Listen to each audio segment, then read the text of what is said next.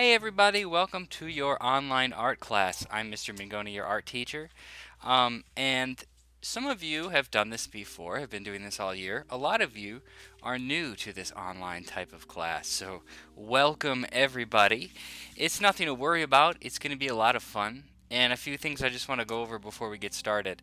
You don't have to have fancy art supplies, okay? So if you don't have like fancy markers or even crayons or paints or anything, it's fine. You don't have to worry about it.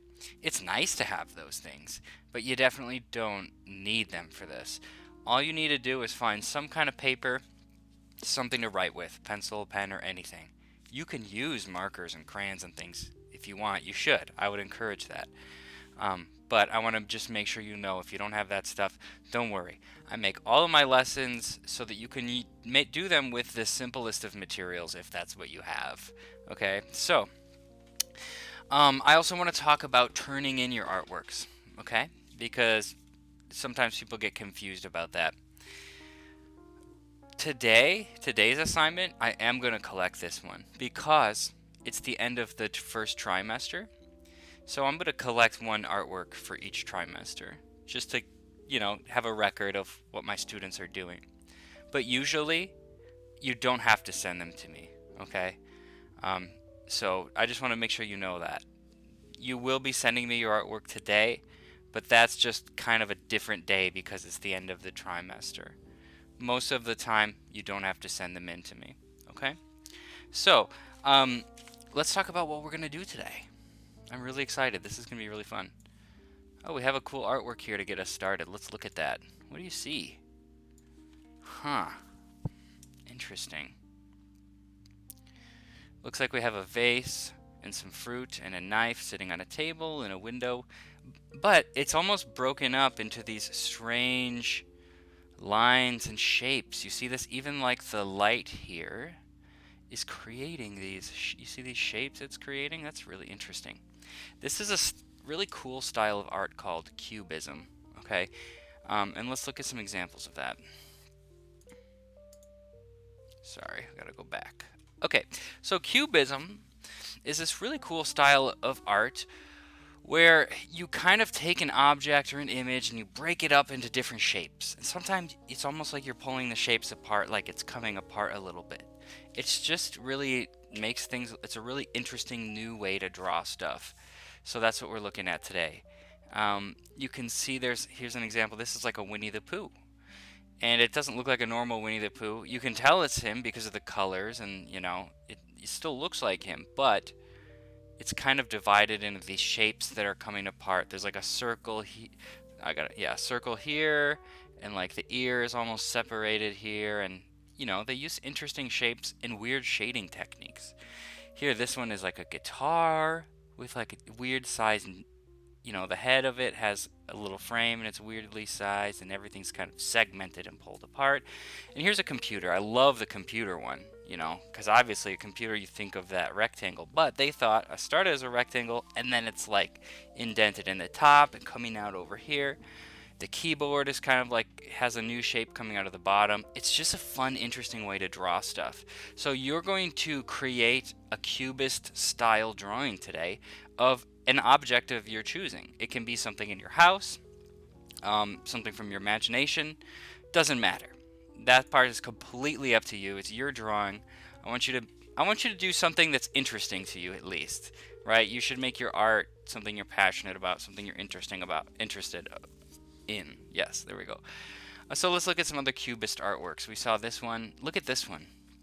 A lot of Cubist painters like to do instruments for some reason. It's just a common theme. You can totally tell that's a piano and a violin, but like it's all about these jagged shapes, and every single part of it is divided into little shapes, and it just has a cool look to it. Okay, so I'm going to make an artwork here and kind of show you how it works. And the way that these classes work is you can draw along with me, you can draw while I'm drawing, or you can just wait until the end. You can just watch my video and then you can draw your own on your own time. It's completely up to you how you're going to do this, okay? So I am going to collect this one, just for grading because it's the end of the trimester, but I don't want you to feel a lot of pressure. when I grade these artworks, I'm not looking at like, I'm not like, how good is it? Right? That's not what I'm thinking at all. Everyone is at their own different point and in their skill level, and that's fine. What I'm really just looking for is just that you did the assignment, that you created something, right? That's for this first one. Just show me that you created something, all right? And that's going to be enough for now, okay? It's not a big one. So, I'm actually going to make my screen a little bigger here. And then I'm going to aim my camera down here so you can see my drawing area. And flip this. There we go.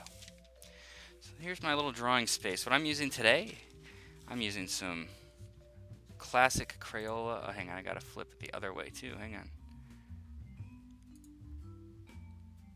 It's still upside down. There we go. Some classic Crayola crayon or markers here. And then I found in my basement this big old box of crayons, which is just great.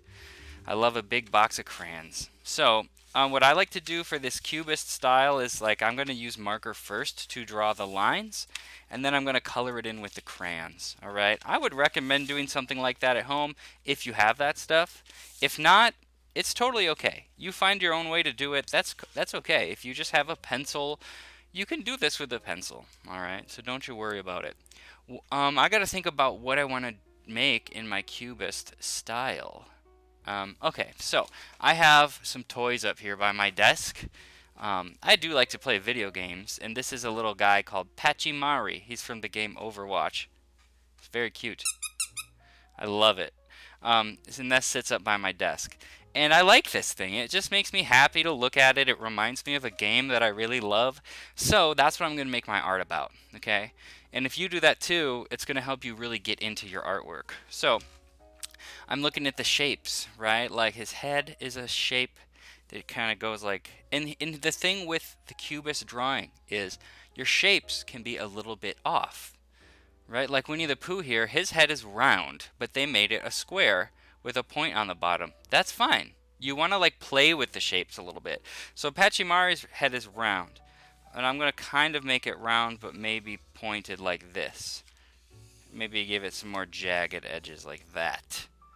Alright, that's the head. And then he's got like these little tentacle feet. So maybe I'll have that one come up. And oh yeah, look, it lines up with this shape. So when you start putting these shapes together, it's almost like you're putting blocks together. You're going to see how things fit together, and you're going to play with like the way that these shapes are fitting together. So just, you got to loosen up, you got to relax with it a little bit. Don't worry about this. Like just kind of let it flow. The beautiful thing about this cubism type art is, yeah, it can look a little weird. It can look a little off. That's kind of part of how it's supposed to look. So just have fun finding interesting and cool ways to put the shapes together. His mouth, maybe I'll do a couple shapes for his mouth. There we go. So that's kind of like the shape of his mouth, but I did it with 3 little triangles. You see that? And then the eyes, I think I'll keep the eyes circles. But maybe I'll put like a line through one just to change it up. And then maybe this one, it can have a line going this way. Just change it up, make it interesting. You see that? See how it's starting to look like cubism? Throw in some lines, some shapes that aren't really there, you know. Oh, I like how my toy, it has a little seam here. You see that on the forehead? Maybe I'll incorporate that into the design. Got a little seam that goes up. And look, it goes off the shape too. That's interesting. So I've got this interesting thing here. Oh, he's got the cute little rosy cheeks too. Maybe I'll make those a little more jagged shapes coming out like this, rather than perfect little circles, just to be interesting. Okay, and also you can think about the background. Like, let's look at this guitar one here. You see that one? They divided into color blocks for the background. That's a really cool idea. And I've kind of started that with this. So maybe I'll like continue my shapes out to the edge of the paper like this. See that? Continuing them out. That's how I'm gonna do it. So it's almost like my Pachimari is like part of the background. You see that? That's interesting. I like that. It's cool.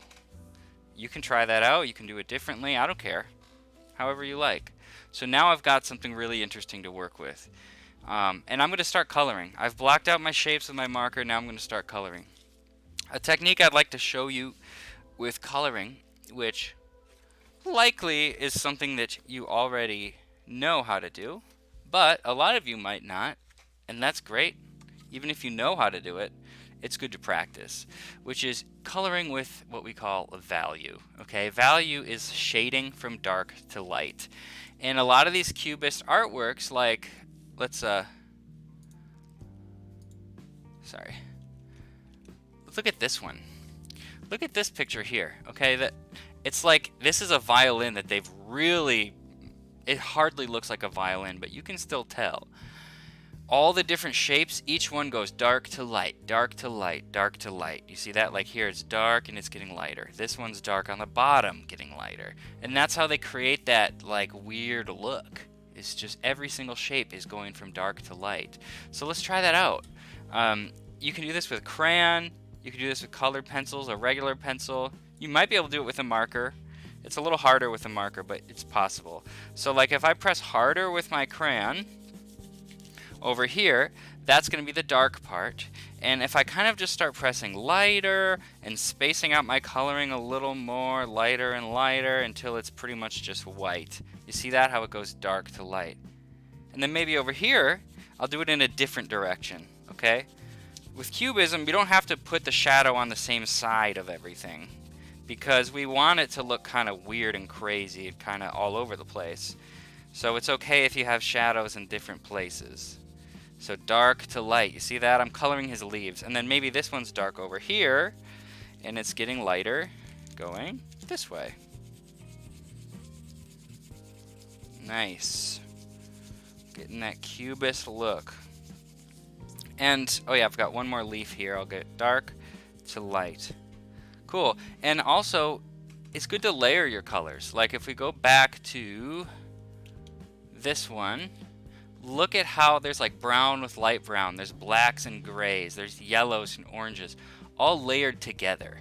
So try that. Like I have this green here. Maybe I will layer in, what do I think would look good? A yellow, okay? Just add some yellow in there with your color. So it goes kind of from green to yellow, or whatever colors you choose. That's a cool idea too. See that? Nice. And then, you know, you can go crazy layering the colors. Like I could spend all day just on these leaves adding different colors. Oh, I like to add some blue in with my green. Oh, I can't quite see that one. Maybe I need a deeper blue. I like this one. Yeah, that's my deep, sparkly blue. And I'll use that for my shadowy, the darkest part of the green has that. You see that? I'm kind of deepening it a little bit. So that's how you're going to create some really cool, interesting shapes. Like I said, even just a pencil can do this. You might not be able to layer colors with a pencil, but you definitely can go from dark to light with a pencil. Maybe you have a pencil and a black pen. You could do the darker parts with the pen. You could do the lighter parts with a pencil. There's a million ways to do it, right? We want to use our creative problem solving here. Okay, creative problem solving is like... it's one of the important reasons that we make art. It's kind of like when you have a problem, like say, well, I want to make a Cubist artwork, but I only have a pencil, you know? There's your problem. And the creative part is how are you going to solve that problem? How are you going to make it work? Okay? And that's what you're practicing here with this. And even anytime you make art, you're practicing your creative problem solving. That's why it's so great, because it's like a workout routine for your creative problem solving skills.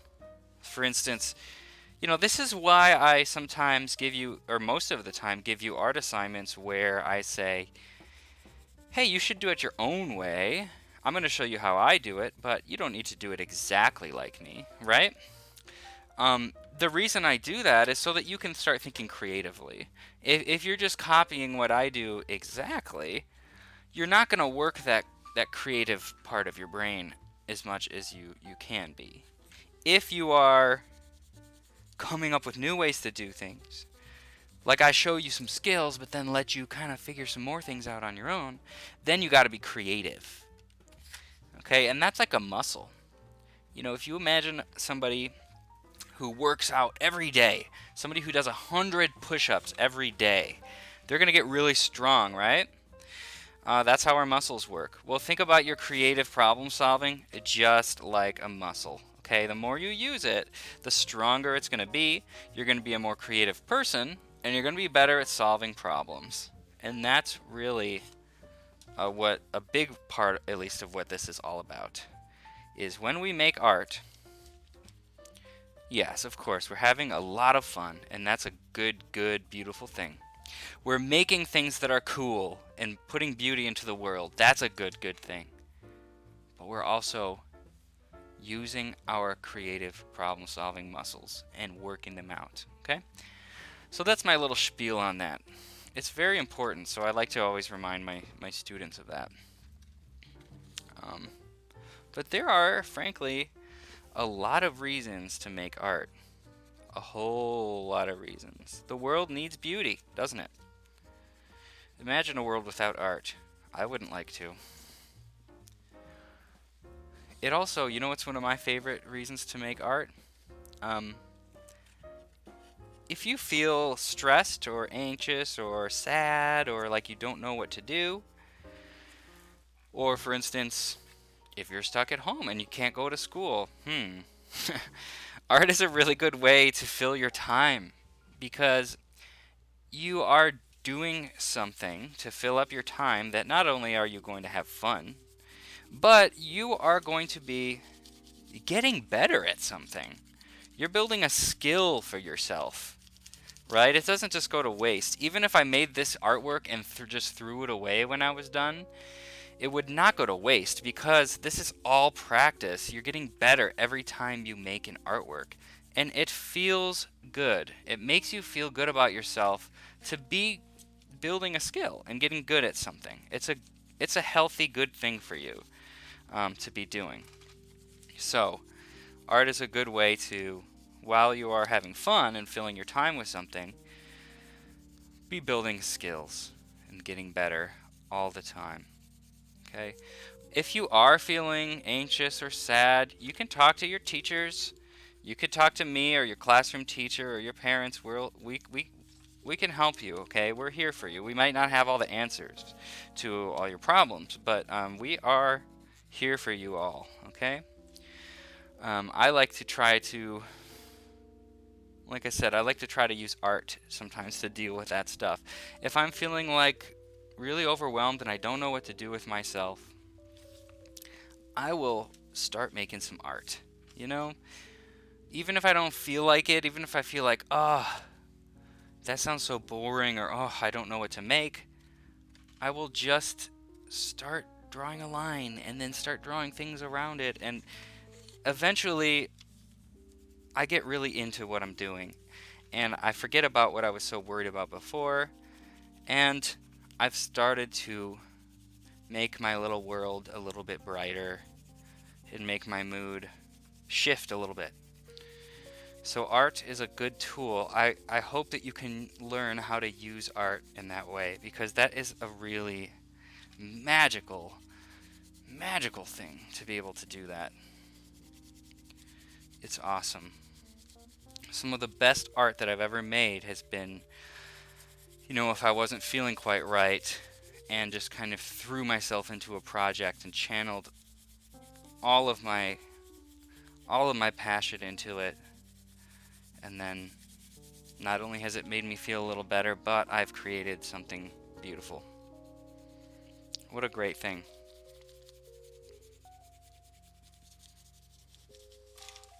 This is looking cool. As you can see, the dark and light shading does have a nice effect when you just kind of stick to it and color each shape with that dark to light shading. This is also just excellent practice for your shading. We call this value. Okay, so like when you have something in art that's going from dark to light, a lot of times we call that a value, right? The value kind of means like how much of something is there, right? So if we're thinking about color, how much dark darkness is there? How much lightness is there? That's kind of why we call it value. Yeah, so if you hear me say something about value, I'm talking about that dark and light, most likely. Unless I'm at the supermarket and I'm like, wow, what a great value, then I'm probably talking about the price of rice.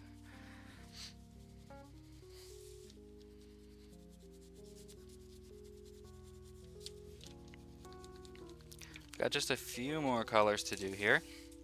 It's coming together really well, my little guy. See how it's kind of a interesting stylized version of Pachimari, right? Because, yeah, if you make art that's totally realistic and looks exactly like the thing you're trying to draw, that's pretty cool. There's nothing wrong with that. But, you know, there's something to be said about making art that doesn't look like the thing you're trying to draw, or it looks like it a little bit, but also not. Because that's interesting, right? It's good to make something that's interesting in art. And there's so many different ways to do it. And show this picture to somebody in your house. See what they think. They'll probably be surprised. Like, wow, that's a really interesting way to look at that. Really cool. And I'm just using gray on the face because I do want him to still have that white color. So gray is actually like a dark white, if you think about it. Or a light black. I don't know. Depends on how you think about it.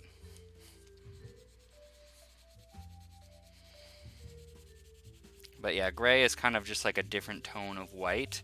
So I can use it for the shadows on the white. And that looks pretty cool.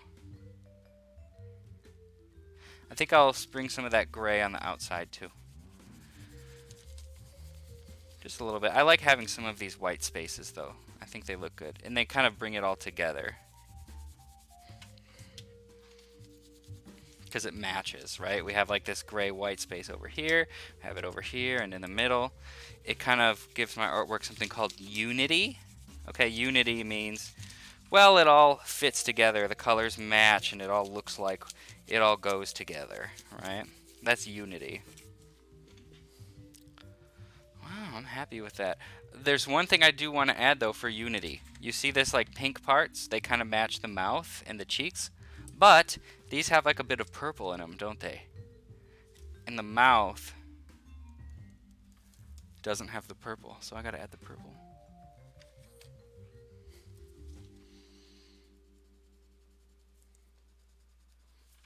Gotta get a purple that can really dig in there. Using my problem solving.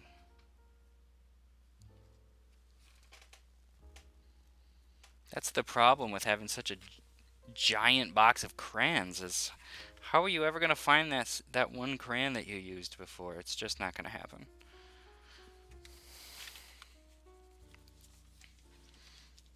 So, since I don't have the exact purple that I used before, I'm just adding this purple to the other areas. That solves my problem. Now they've all got the same purple, see? Boom, creative problem solving. I like that. That's a cool picture. I'm feeling like over here is a little empty. I'm going to add another line. I'll make this line come out. And then maybe I'll make that one of my red spots.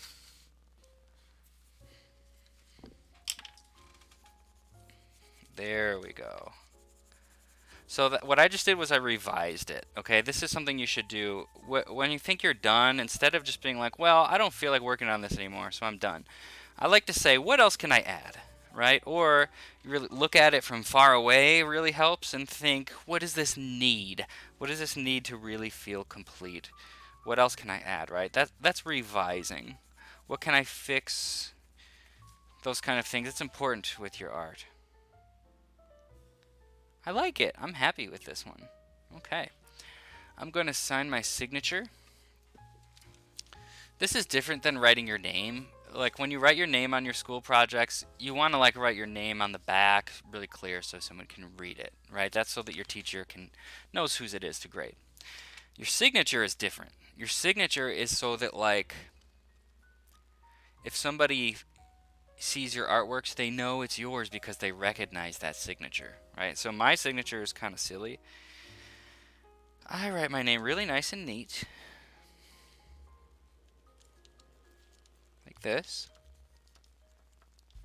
and then I cross it out, and then I write it really sloppy over it.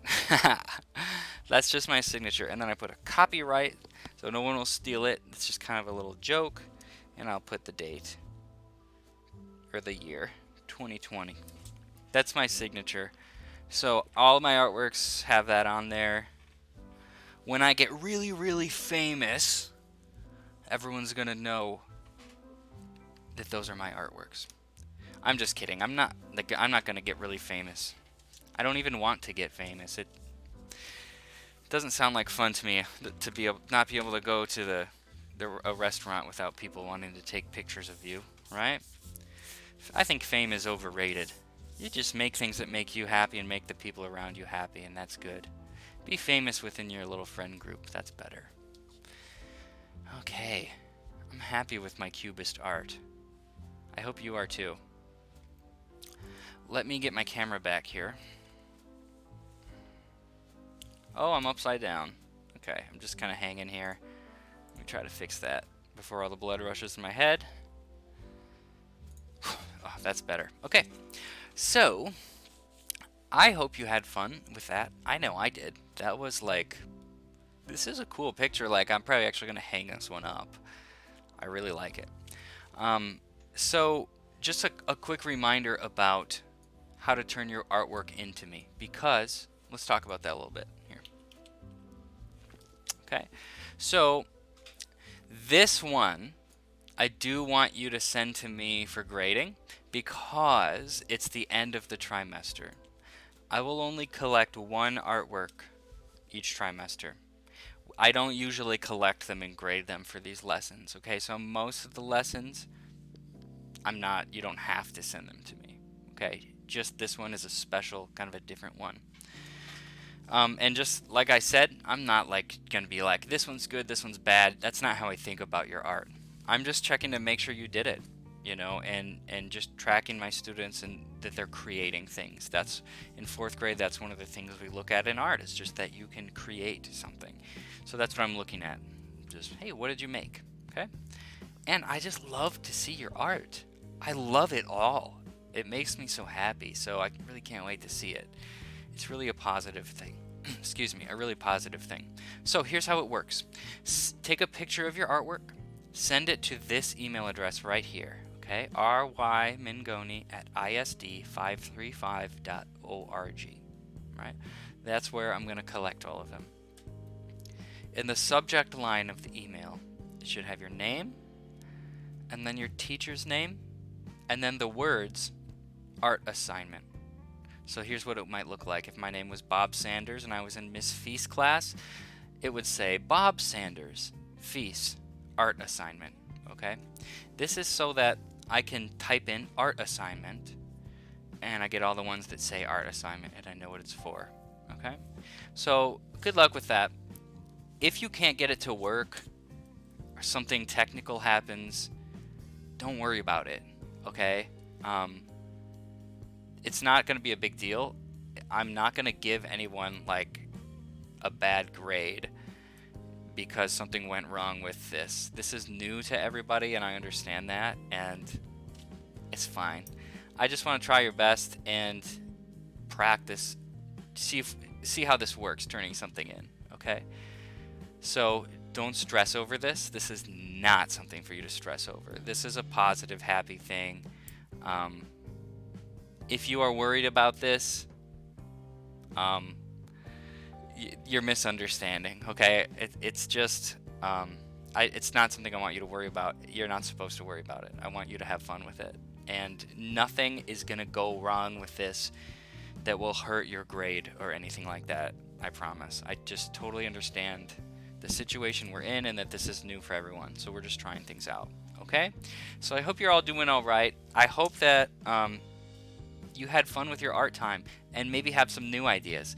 You don't have to just make art during our art class. You should be making art on your own time too. Pursue your own interests with art. Find what you're into and do it a lot. I can tell you, as somebody who's been making a lot of art for most of my life, it pays off to do a lot of it, to fill up notebooks and do more and more. It pays off. It makes you so happy. So just do that for yourself, okay? All right. I love you all. That's why as teachers do this, because we love you. We think you're awesome. I'm talking to you. Yes, all of you are super awesome and creative. So make some cool things. Love yourself. Be good to the people around you. And take care. Bye-bye.